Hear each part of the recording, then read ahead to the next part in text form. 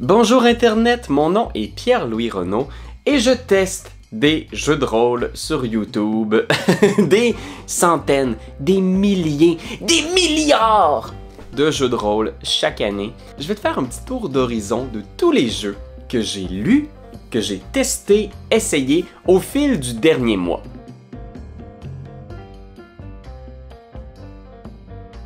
J'ai mis la main sur un coffret de Donjons Dragons 5e édition, le fameux coffret de Planescape. Planescape, c'est un univers qui a été créé dans les années 90 pour Donjons Dragons 2e édition à l'époque, par TSR. Et c'est un univers très complexe qui nous promet d'explorer le multivers, les différents plans d'existence de Donjons Dragons, l'enfer, les abysses, Pandémonium, le mont Célestia. J'ai fait un petit vidéo qui résume un petit peu l'univers original de Planescape. Et qu'est-ce qu'on trouve dans ce produit-là? C'est 3 livres dans un coffret. Vous avez par exemple ici le bestiaire, qui est rempli de créatures uniques à l'univers de Planescape. C'est des créatures qui sont un peu flyées, qu'on va rencontrer par exemple dans les abysses, en enfer, mais vous avez aussi le dragon temporel, qui est vraiment une espèce de bébite spéciale. On a quelques nouvelles options de joueurs, mais vraiment pas des tonnes, et c'est dommage, parce que c'était vraiment la force de Planescape. Mais surtout, je pense que c'est ce qui m'a plu le plus dans ce produit-là. Je pense que c'est ce qui vaut le plus la peine, puis c'est ce que je recherche aussi personnellement quand j'achète des produits pour la 5e édition. Ce sont des aventures. L'aventure s'appelle Turn of Fortune's Wheel, la grande roue du destin. Et je trouve que cette aventure-là a une prémisse extrêmement forte. L'idée, c'est que nos joueurs, leurs personnages, se réveillent amnésiques dans une morgue. Le mortuary, qui est l'espèce de repère d'une des factions du jeu. Les personnages se réveillent. Ils ont des vestiges peut-être de mémoire de qu'est-ce qu'ils sont, comment ils sont arrivés là, mais une part leur échappe. C'est à peu près le même départ que le jeu vidéo Planescape Torment. D'ailleurs, il y a quand même quelques petits insides. On fait quelques petites références à ce célèbre jeu vidéo. Entre autres, Mort, le crâne parlant volant, nous introduit l'aventure. Il est là quand on se réveille dans le mortuaire. Et le but de l'aventure, c'est un peu de retrouver nos souvenirs, de retracer le fil des événements pour comprendre pourquoi est-ce qu'on n'a plus de souvenirs. Pourquoi est-ce qu'on est mort et qu'on s'est réveillé là? Est-ce qu'on était réellement mort? Est-ce qu'on peut réellement mourir? Pour décrire pourquoi cette aventure-là est, je crois, unique, il va falloir que je spoil un peu le cœur de l'aventure. Alors, si vous êtes joueur et que vous voulez vivre cette aventure-là, je vous inviterai à aller dans le petit fil du temps en bas de la vidéo et aller au prochain jeu, parce que là, je spoil! L'idée ici, c'est qu'il y a un bug dans la réalité. Et à chaque fois que votre personnage meurt, il disparaît et il est remplacé par une autre incarnation de lui-même. Donc c'est une aventure sur le multivers, les multiples existences de votre personnage dans différents plans d'existence peut-être. Et ça, ce high concept-là est tellement riche, il est tellement fort.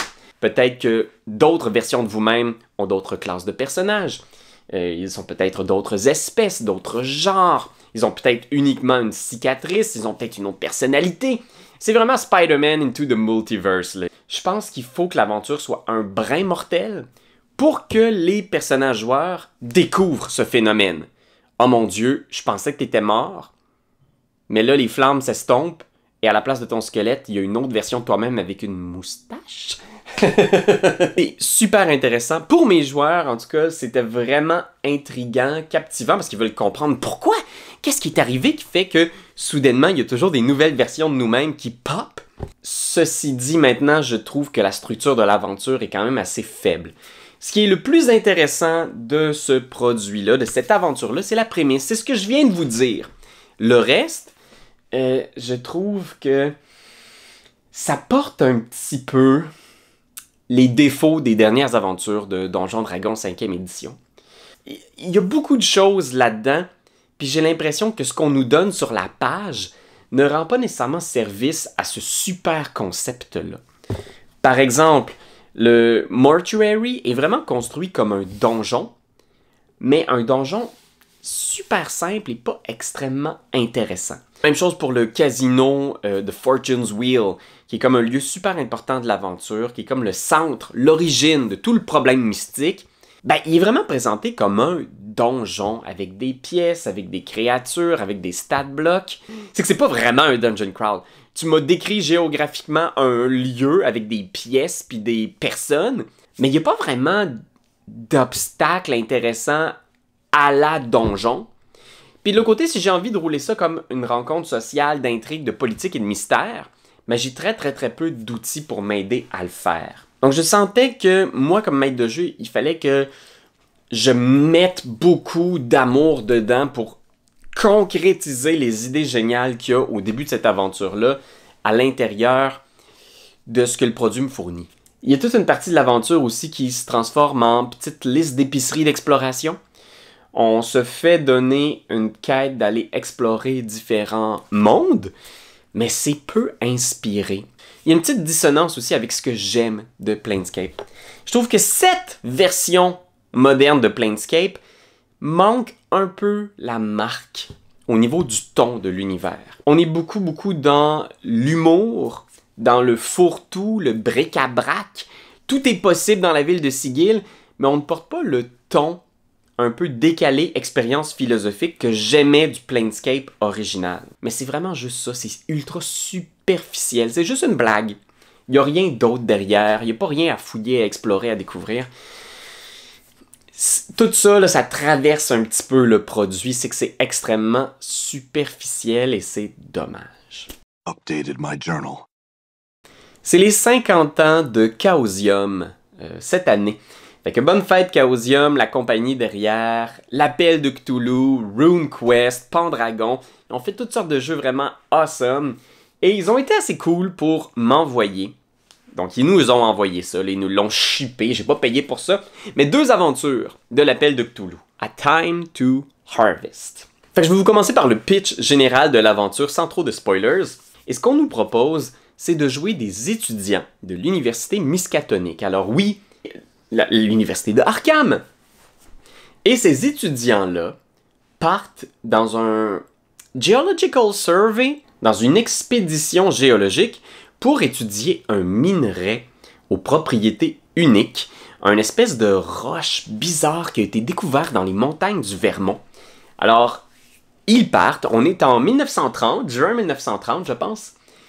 Mais, ce qui est particulier, c'est que c'est la 2e expédition. L'université Miskatonic avait organisé une expédition du même genre en 1929, et il y a eu un accident à la fin de cette expédition-là, et 3 étudiants ont disparu. C'était bien sûr un simple coup de malchance. Ces montagnes-là sont connues pour leur falaises escarpées. Alors quelqu'un a peut-être été malchanceux et tombé dans une rivière. Ou pas. Et donc, on va vivre cette 2e expédition-là et peut-être découvrir ce qui est arrivé aux malchanceux de la première. Et donc, c'est terminé pour le pitch. Sans spoilers, maintenant je vais me lancer dans le concret de qu'est-ce qui se passe. J'ai pas roulé l'aventure encore, je l'ai lu attentivement dans le but de préparer peut-être la suite de mon aventure de Cthulhu. En gros, ce qui se passe, c'est que cette pierre mystérieuse-là, elle est convoitée pas juste par des compagnies qui veulent exploiter les propriétés du minerai, mais aussi par des créatures venues d'un autre monde, des Mi-Go. Les Mi-Go, ce sont des créatures extraterrestres, des champignons venus de Yoggoth. Ces créatures-là, avec des ailes qui peuvent traverser l'espace, ont découvert l'humanité et ils ont commencé à l'étudier. Alors oui, c'est une campagne en 6 chapitres, mais c'est pas une immense campagne un peu comme les masques de Nyarlathotep où vous pouvez jouer pendant 2, 3, 4, 5 ans. On évalue à peu près là, 12 à 18 sessions de jeu. Et la plupart des chapitres qu'on trouve ici me semblent facultatifs. Il y a plein de petites aventures là-dedans que vous n'êtes pas obligé d'intégrer, mais qui peuvent être quand même assez amusantes. Ce qui se passe donc, c'est qu'il y a 2 grandes factions dans l'aventure, les Mi-Go, qui sont là pour étudier l'humanité et qui ont aussi causé la disparition des premiers élèves. Les Mi-Go qui prennent le contrôle de certains des élèves qui vont venir à Cobbler's Corner, je ne sais plus c'est quoi le nom de la place. C'est un petit village paisible. Mais il y a aussi toute une dimension horreur folklorique. Pensez un petit peu Midsommar, là. Donc, quelque chose de mystérieux qui se trame à l'intérieur du tissu social d'un petit village. Parce que dans le village de Cobbler's Corner, il y a aussi un culte. Un culte qui vénère Yog-Sothoth, un des grands anciens qui, je sais pas, habite, a ensemencé le village il y a de cela des siècles et des siècles. Fait qu'il y a toujours eu un petit côté étrange à l'intérieur de ce village-là, et éventuellement, vos investigateurs vont être confrontés aux Migo et au culte. J'aime beaucoup aussi qu'il y a une grosse compagnie minière qui finance l'activité. Puis cette compagnie minière-là va éventuellement s'impliquer, puis ça peut donner une tangente très James Bond à votre aventure. Cette compagnie minière-là est partiellement consciente de c'est quoi la nature du minéral bizarre et des créatures qui l'étudient. C'est des extraterrestres. Voici ce qu'on sait sur eux. Voici des armes pour vous défendre. Aussi souligner qu'il y a un petit side quest qui se passe à Latuc, au Québec. Oui! En Mauricie, c'est vraiment super intéressant. C'est une side quest qui est un petit peu facultative. Là, c'est la portion de l'aventure qui est la plus facile à retirer. Mais si vous avez le goût de jouer au Québec en 1930, il y a tout un chapitre qui se passe là-dedans qui ferait un super bon one-shot, by the way. Et la finale de l'aventure qui propose aux joueurs d'aller détruire un portail Migo sur la Lune. Fait que on est téléporté sur la Lune et il faut trouver une façon d'arrêter les Migo qui sont là sur la face cachée de la Lune. C'est comme une scène. Je sais qu'il y a des gens qui vont détester ce chapitre-là parce que c'est tellement flyé, mais moi je trouvais ça tellement créatif. J'étais content que ça se trouve ici. Je vous dirais que c'est un beau menu que vous pouvez choisir. Qu'est-ce que vous voulez garder? Qu'est-ce que vous mettez de côté? C'est ça que j'aime de ce produit-là. Il est extrêmement généreux. Donc, vous avez des pages et des pages et des pages de handout, des lettres, des journaux, des photos floues. Tout ça, c'est la grande qualité de Chaosium. C'est que vous avez tellement d'informations. Aussi, si c'est votre premier produit d'aventure de Cthulhu, vous allez trouver full d'infos sur 2 éléments clés de l'univers Lovecraft. Vous avez genre des dizaines de stat blocks pour les Migo, qui sont des créatures extraterrestres qui vénèrent des grands anciens. Et vous avez aussi énormément d'informations sur l'université miskatonique. Donc vous avez des cartes, vous avez des règles pour comment créer un étudiant. Parce qu'être un étudiant de Miskatonic, ça fait que vous avez des spécialités dans différents domaines, selon c'est quoi votre major. Fait que c'est un livre qui est ultra généreux, bien fait. Ils disent qu'ils le recommandent pour les jeunes gardiens qui veulent rouler peut-être leur première aventure de Cthulhu, mais je comprends pourquoi ils disent ça, parce qu'on est dans quelque chose d'assez basique, intéressant, mais je trouve que ces produits-là sont pas faciles à rouler pour de jeunes maîtres de jeu. De un, je trouve que l'ensemble de l'ouvrage est présenté de façon très vieille école. C'est des murs de texte. Vous avez l'impression pratiquement de lire un roman. C'est pas extrêmement bien présenté aussi au début, c'est quoi le fil conducteur de l'aventure sur ces 6 chapitres-là, mais il va vraiment falloir tout lire pour comprendre où ça s'en va. Aussi, il y a des intrigues. Donc, il y a plein de petits fils narratifs que, ce squelette-là appartient à tel personnage non-joueur. Puis là, t'es comme, c'est qui ce personnage non-joueur-là déjà? Puis là, il faut que tu fouilles à travers un océan de texte pour retrouver ce fil narratif-là. Ça va vous demander beaucoup de petites prises de notes, ça va vous demander des post-it, ça va vous demander de faire des cheat sheets. C'est que si je roule avec ça à la table, puis que j'ai pas fait une préparation assez consistante, je vais souvent me frapper à « Ouf!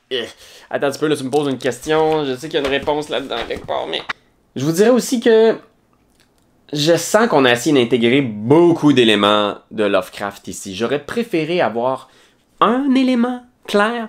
Les Migo, pour moi, là, ça, c'était parfait. Faites-moi une aventure de Migo, je suis down. Mais là, on va faire des petits passages, entre autres, dans le monde des rêves. Dès le chapitre 1, il y a un portail ouvert sur le monde des rêves. On dirait, c'est quasiment une deuxième aventure complète, ça. Tu comprends ce que je veux dire? Oui, Lovecraft a écrit beaucoup de choses géniales. Peut-être pas les mettre toutes en même temps dans votre aventure? Moi, ça me dérange pas de réécrire ça, de mettre les choses à ma sauce. J'ai déjà commencé à faire un cut, à couper dans l'aventure pour en faire vraiment un truc épuré, recentré autour des Migos. Mais je comprends pourquoi est-ce que ce sera pas nécessairement facile pour tout le monde. Fait que voilà, un très très beau produit qui tire un peu dans toutes les directions, mais oh my god, t'en as du stock, t'en as pour ton argent réellement. Un autre produit qu'ils nous ont envoyé parce que j'avais vraiment envie de l'essayer, ça a gagné plusieurs prix au Ennies cet été, des récompenses pour les meilleurs jeux de rôle à Gen Con. C'est Seul contre la statique, Alone Against the Static. L'idée, c'est que c'est un scénario solo sur l'appel de Cthulhu. Donc, vous pouvez vraiment ouvrir ça et jouer cette aventure-là comme un livre dont vous êtes le héros. Vous avez deux personnages, Alex et Charlie, qui sont un jeune couple. Leur relation bat un peu de l'aile et ils décident d'aller dans le chalet du frère de Charlie pour juste chiller, relaxer, essayer de se retrouver vraiment. Mais ce chalet-là est très loin. C'est un excellent scénario d'horreur. L'écriture est vraiment bonne, extrêmement nuancée. Fait que là, ici, on va vraiment plonger dans des thèmes forts, puissants. La relation amoureuse entre deux individus, c'est vraiment super. Puis, il y a beaucoup de rejouabilité dans le sens que vous commencez en choisissant un des deux personnages. Puis, on va évoluer dans l'aventure en faisant des choix. Notre conjoint est fâché, est-ce qu'on lui dit « Hey, je m'excuse » ou est-ce qu'on se referme sur nous?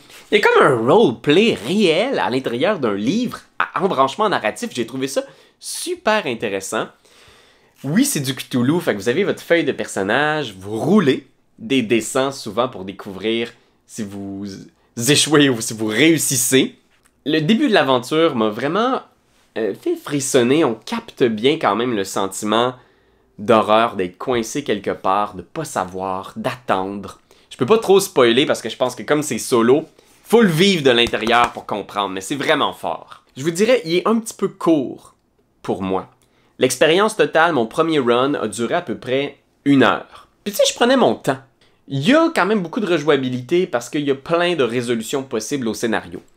Fait que oui, on peut finir en devenant fou, en mourant, ou en étant capable de survivre, mais en n'étant plus jamais la même personne. J'ai pas encore trouvé la résolution heureuse. Je pense pas qu'il y en ait réellement. J'aurais aimé ça que ce soit un petit peu plus substantiel quand même. Ça m'a laissé un tout petit peu sur ma faim parce que je trouvais que ça finissait rapidement. J'étais comme « Ah, c'est déjà fini! C'est tellement le fun! » Mais quand même, c'est insane qu'il ait pu faire ça avec juste un livre comme ça. Mais c'est vraiment un beau petit ouvrage avec de la rejouabilité aussi. Fait que oui, tu le fais en 1 heure, mais après, tu peux rejouer. Tu peux essayer de trouver ton chemin vers quelque chose de plus heureux, peut-être. À quoi on a joué aussi encore du Call of Cthulhu. Oui, mon Dieu, on a joué beaucoup. On a fait un one-shot sur la chaîne. Un scénario de Paul Fricker qui s'appelle My Little Sister Wants You to Suffer.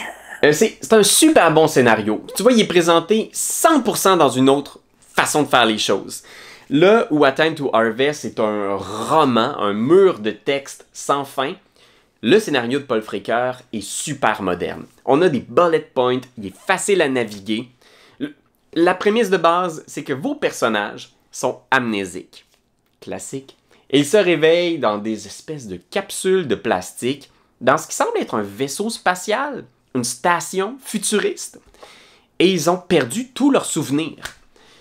Vous avez quand même 5 enveloppes qui contiennent des bribes d'informations sur qui vous êtes. Et tout au long de l'aventure, vous allez ouvrir des nouvelles enveloppes avec un bout de souvenir. Ce que j'adore, c'est que le premier souvenir vous donne vraiment une espèce de ligne directrice de quel genre de personne vous êtes. Il y a des personnages pré-générés. Fait que oui, il faut le savoir, là, c'est un scénario one-shot mortel. Tu le joues une fois ces personnages-là, mais il y a un petit côté meurtre et mystère. Là, tu le joues une fois, c'est parfait pour faire un one-shot de Cthulhu avec tes amis. Puis ce qui est chouette aussi, c'est que ta feuille de personnage te donne beaucoup d'indices. Hey, j'ai 70 en psychologie. Puis j'ai un souvenir qui dit que je me souviens d'avoir écouté beaucoup les gens. Seigneur, je pense que je sais qui je suis. Le sais-tu réellement? C'est ça que je trouve génial de l'aventure, c'est que ça joue beaucoup avec ce qu'on pense savoir. Puis on peut se tromper. On peut avoir une fausse idée de qui on est en faisant « Je pense que je suis un soldat », puis finalement, Pas vraiment. C'est tellement fort, c'est super bien écrit. Je spoilerai pas trop la twist ici, mais oui, donc on va faire notre chemin là-dedans, on va retrouver nos différents souvenirs, et on va essayer de survivre, parce que c'est très très mortel. Fait que oui, faites imprimer beaucoup de fiches de personnages. Ça se joue de 1 à 6 joueurs, quoi. T'sais, vraiment, il faut qu'il y ait des relations, là. Je le jouerai pas solo, un MJ, un joueur. Mais moi, j'ai adoré ce scénario-là. Pour un one-shot violent, mortel, c'est excellent. Il est disponible sur DriveThru RPG, vous allez trouver le lien dans la description. Un autre produit très intéressant que j'ai survolé, fait que j'ai pas encore joué au truc, mais je l'ai lu dans une optique de faire de la recherche pour différents modules que je veux rouler prochainement. Le supplément est un tout petit supplément qui s'appelle Vast in the Dark. L'idée, c'est que c'est un univers à explorer dans un style un peu vieille école, mode survie, danger mortel dans un monde sombre. Le Vast, c'est un entre-monde, un univers un peu limbique, où vos personnages se retrouvent échoués dans un désert infini de sable blanc, où il n'y a presque pas de lumière, il n'y a pas de géographie, il n'y a pas d'arbres. C'est un non-lieu. Et il n'y a pas d'eau, il n'y a pas de nourriture, il faut juste survivre. Il faut trouver le prochain point pour peut-être trouver d'autres survivants, d'autres perdus comme nous, qui vont peut-être nous aider à comprendre où on est. Je pense que ça pourrait être un univers très intéressant à explorer en one-shot ou dans un arc narratif de votre campagne de Dungeon Crawl Classic, de Shadow Dark ou même de Donjon Dragon 5e édition. En lisant Vast in the Dark, je me suis dit j'aurais dû utiliser certaines de ces règles-là pour mon exploration de l'enfer dans Descente en Averne, par exemple. Ce non-lieu-là pourrait être aussi à l'intérieur du phylactère d'une liche. Vous devez trouver le cœur de ce phylactère-là pour pouvoir le détruire.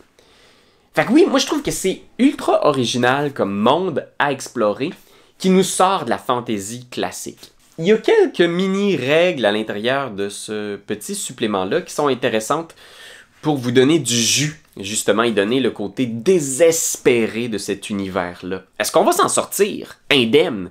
Est-ce qu'on va rouiller, disparaître? Parce que dans l'univers de Vast, graduellement, pendant votre exploration, tout le métal, le tissu va lentement se désagréger, plus rapidement que dans le monde réel.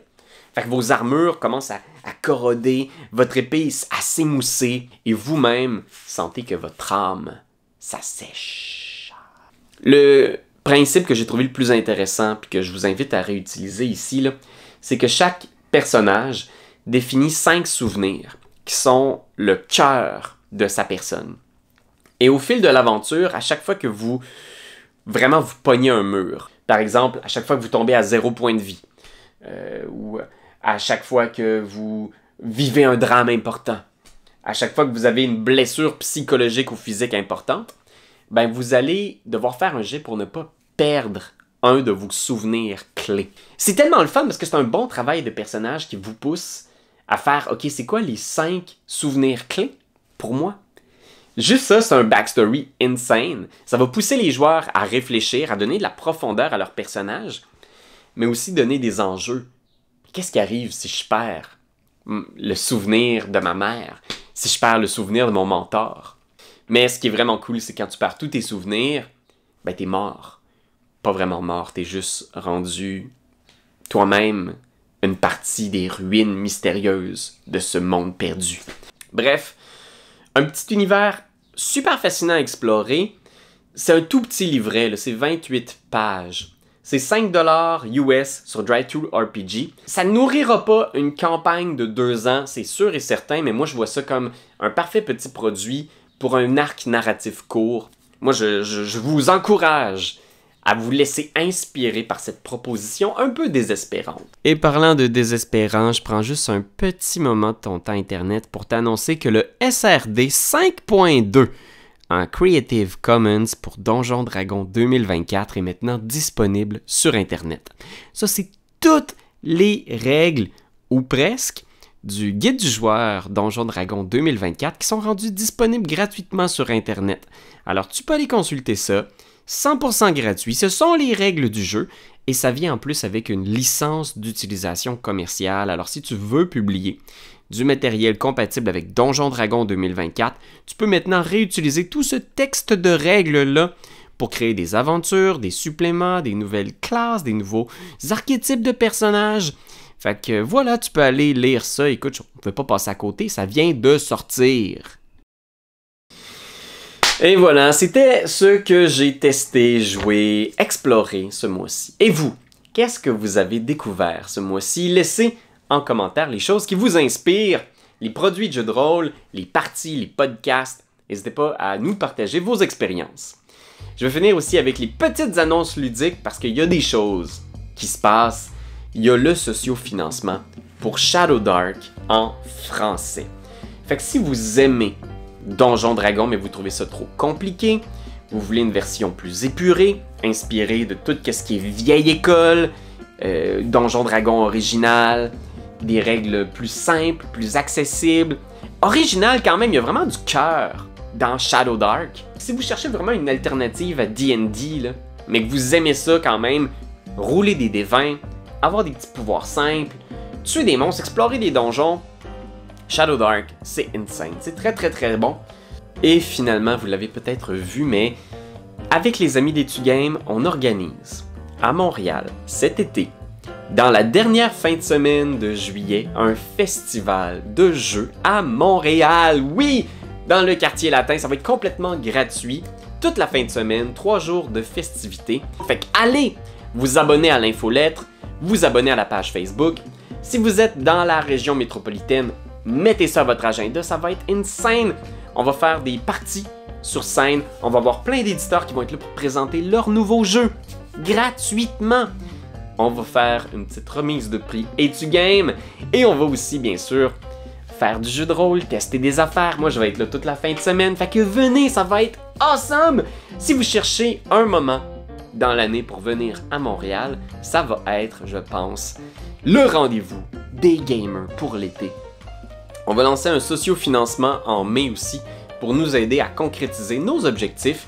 Fait que oui, écoute, on est très excités par ça, puis on aimerait ça que ça devienne une tradition.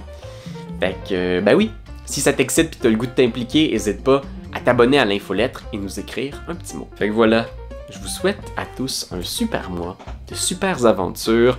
Je vous souhaite de plonger dans votre imaginaire avec bonheur et on se retrouve très bientôt pour d'autres découvertes.